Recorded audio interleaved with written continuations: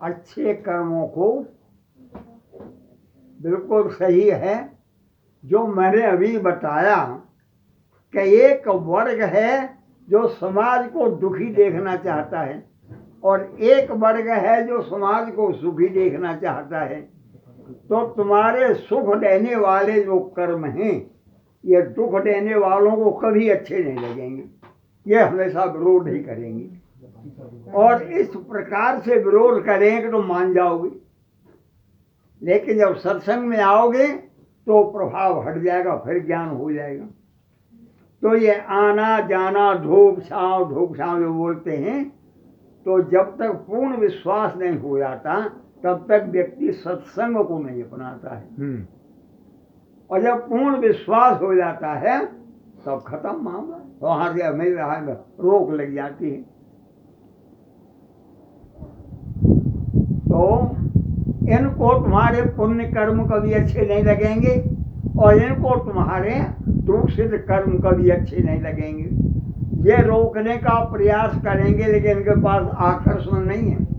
एक ही शक्ति है परमात्मा का नाम, तो यही कहे भगवान प्रभु इनकी रक्षा करना। और उधर इतना आकर्षण है जो मैं कर्ण और अर्जुन को बताता हूँ।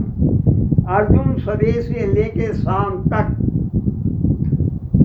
अर्जन यानी पुण्य के द्वारा परिश्रम के द्वारा अर्जन करने की विधा बताएंगे और कर्ण 50,000 की गड्डी हाथ में वाह आ तो और इसको कोई रोक नहीं सकता। वो 50,000 में इतना आकर्षण है, तुरंत आ जाएगा। अब कितना है रोको, बस अभी आया गुरुजी, अभी आया गुरुजी। और जो एक बार उसके संग चला गया फिर लौट के कर्ण नहीं आने देंगे। कर्ण के साथ तो छल हो गया बोलते हैं बाबा जी। तो छल वालों के साथ छल नहीं होगा तो क्या होगा?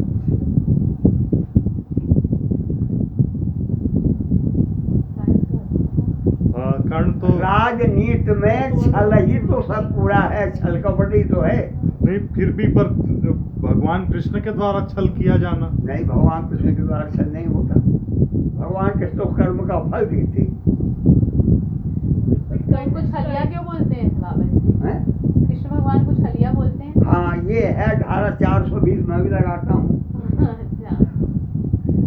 संतत दासन देत बड़ाई,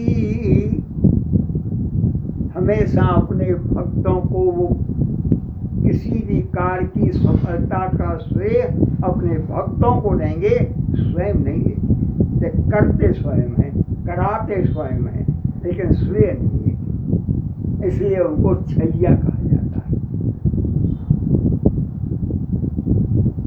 उनके द्वारा छल करने पर किसी की हानि हुई हो ये असंभव है।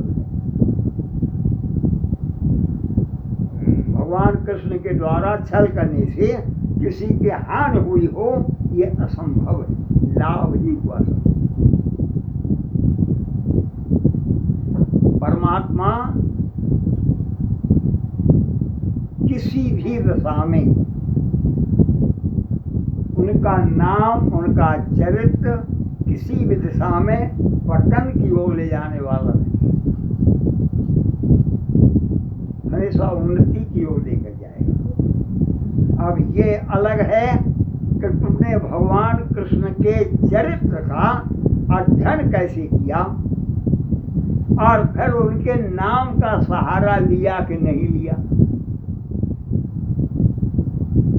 अध्ययन किया है, ये क्या है? तो एक पांव रखा है सोफा सेट पर, हाथ में कलयुगी अगरबत्ती लगी हुई है। आइए आइए भाई साहब, अब बैठ गए, पहुंच गए। क्या हो रहा है? क्या तुम्हारा रामचरित मानस का अध्ययन कर रहा हूं। धन्य हो अध्ययन करता। अब इनके जो विचार होंगे वो एकदम वही उपन्यास वाले होंगे। तो हम जो हमारे ग्रंथ हैं उनका अध्ययन तुमने किस प्रकार से किया है? अगर उनको उपन्यास समझकर किया है, महाकाव्य समझकर किया है, न कोई लाभ होने वाला है न कुछ मिलने वाला है। और अगर विधि विधान के अनुसार किया है तो बाबू वही एक घड़ी आधी की पुनः वो भी उतना ही लाभ देगी जितना परम पूज्य वरों को मिलता है। क्यों? तुम्हारे पास समय उतना है। तुम्हारे पास समय है 5 मिनट का, तुमने 5 मिनट किया।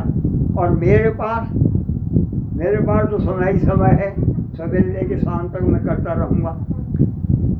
तो जो गृहस्थ में अपना कर्तव्य पालन कर रहे हैं, एक सन्यासी को पूरे दिन वो जितना करेंगे वो 5 मिनट करेगा, 1 मिनट करेगा, उतना ही लाभ प्राप्त होगा।